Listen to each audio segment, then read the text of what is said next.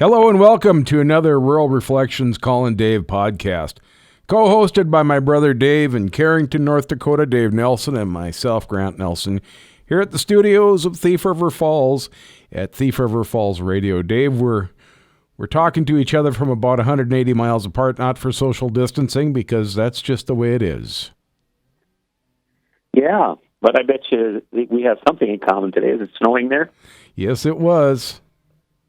Yeah, it's still snowing here, but it's been doing a good job of melting all day. But it's just the sight of the flakes, it just kind of knocks you down.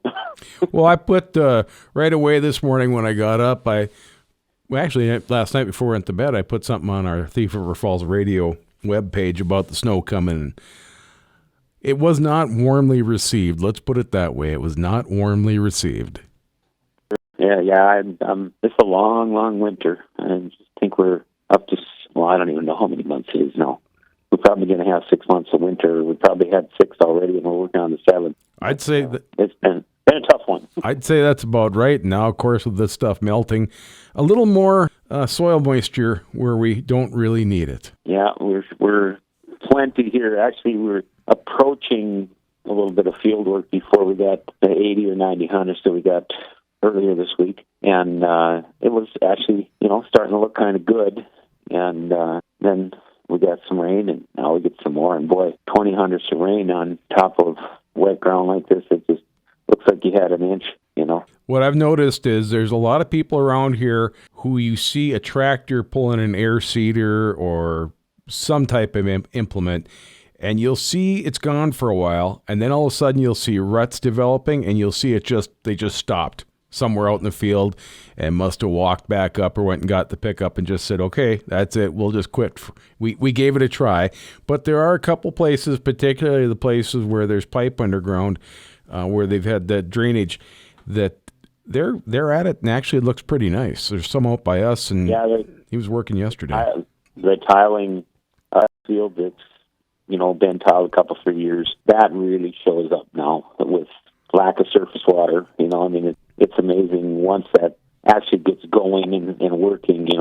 We water out of the tile stuff here all winter long, and they're still pumping, but it really shows up in the fields. Well, one thing that people can do pretty safely right now is spread fertilizer. And that's one of the things we wanted to talk about, is the progression of fertilizer spreaders over the many years. We were talking about it even with our dad. He used to get probably like about a 4-ton spreader, which isn't very big, and go spread fertilizer. Yeah, I know. I remember that too. We used to spend a lot of time with bags of fertilizer and so on. I used to haul bags of fertilizer out of Thief River in the grain truck and take them and stack them in the pole barn.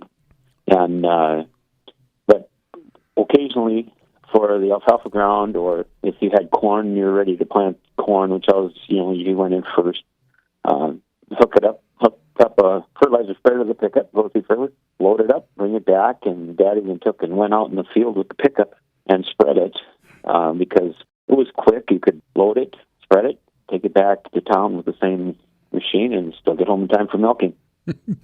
And of course, those little ones back then, they were completely ground drive, weren't they? Nowadays you have a PTO that runs a spinner, and then you have a ground drive for the pull behind ones that helps meter out the fertilizer, drives the little conveyor chain in the bottom. But back then it was all ground drive, wasn't it? Yep, those were completely ground drive, which was a pretty inefficient spread width, or ineffective spread width. That's why the PTO shaft is on the spinners, so they're running constant speed. But it was all dependent on the ground drive for the spinners and the conveyor chain. I remember back in the 90s when we started getting the bigger fertilizer spreaders that even had the tops that went on, and not the ones that but ones that slid off to the side, kind of scissored off to the side, and then you'd scissor them back on. I thought that was pretty big stuff. Yeah, things really started changing in the agricultural world. As soon as there's some money in the game.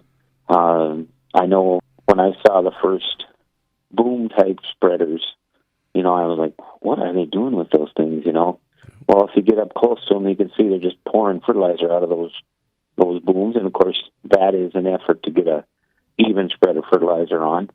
And then they've got these huge fertilizer spreaders, self-propelled fertilizer spreaders with monster tires on them, and they're out there floating this stuff on, and there's gotten to be some huge pull types now. We're supposed to be getting a 22-ton pull-type fertilizer spreader. It looks like a grain cart, and that's the coming way, and I suppose you can hook it down a quad track or something and drag 40,000 pounds of fertilizer around the field if you want to. I imagine they'll put them on tracks too or something, so you can go out and do it in the mud. But yeah, it's amazing the transformation in fertilizing, and for the longest time it was anhydrous only, but that has its drawbacks, and they go back and forth between dry fertilizer and anhydrous and dry and anhydrous. Although I would have to say that dry fertilizer is kind of taking over in the surface application of it, and then liquid is being, with all the planters now going on, for startup fertilizers and stuff. And then there's even this, of course, there's the air-driven fertilizer spreaders where they blow it out the tube, but there's even spin spreaders now that can accurately spin it out to 60 or 70 feet, and they're big floater type ones too, right? Right. That's like these trailer type 22 ton, and that trailers. They're just a spinner, but they can be quite accurate because they have really improved the spinners, and of course they have hydraulics on the tractors and things that are way more adequate than they used to be. So they have good hydraulics there. They can control where it goes a lot better than they used to. And then there's me out in the pasture with my little FS sprayer in the back of my four-wheeler or my UTV doing liquid fertilizer application. I suppose the sprayer was $1,200 and the fertilizer is relatively similar to dry fertilizer. And I think it's a little bit more efficient, but it takes me a little while longer because I'm going 3 miles up and down the paddocks, back and forth and back and forth. But it works pretty well. And I always hope that I get a little efficiency of not having to worry for a rainstorm to, before I put the dry fertilizer on, that I don't need to have a rainstorm to, bring it into the soil. Mm-hmm. Yeah, I know that. I used to mess around with liquid fertilizer on Prestros. Okay. And I hated it because it burnt on your hands. It would sting, and it would dry up and it'd be like honey almost inside. And a lot of times we had tanks that you just actually threw away because they were full of old dried up fertilizer, and you couldn't do much with it anymore. It ruined the pumps and stuff. But now the new liquid formulations and stuff are thin and potent, and it's a nice way to do fertilizing. It still has, I suppose, a few drawbacks with hoses and all that, but liquid is a great way to fertilize too, and I'm sure streaming it onto your pastures and stuff is pretty handy to get around with that.